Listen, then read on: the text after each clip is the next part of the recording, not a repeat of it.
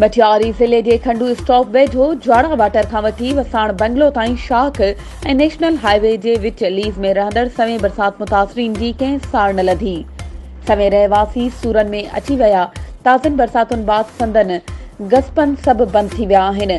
घरनि समेत हर तरफ़ पाणी बीहजी वियो आहे। माण्हुनि जो घरनि मां ॿाहिरि निकिरण मसइलो बणियल। इंतज़ामिया समेत कंहिं बि संदन सार न लधी।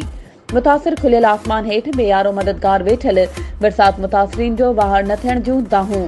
बरसात में मुतासिर थींदड़ खान माछी, मोहम्मद बच्चल, आसिफ बिलावल सोलंगी ऐं ॿियनि जो चवणु हो त ताज़नि बरसातुनि सबबि असां ग़रीबनि जा कचा पका घरनि जूं छितियूं, भितियूं ऐं कोट किरी पट पइजी विया आहिनि।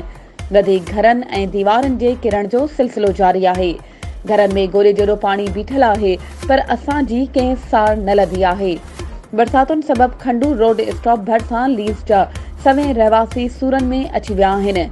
असांजा हर तरफ़ खां गसपंद सभु बंदि थी विया आहिनि। हर तरफ़ पाणी नज़र अचण लॻो आहे। माण्हुनि जो घरनि मां ॿाहिरि निकिरण बि मसइलो बणिजी वियो आहे।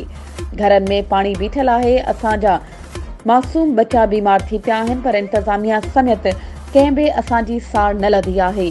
असां इंतज़ामिया समेत मटियारी ज़िले जे चूंडियल नुमाइंदनि समेत सिंध हुकूमत खे अपील था कयूं त ख़ुदा जे वास्ते असीं मिस्कीन ग़रीबनि जी सार लहो।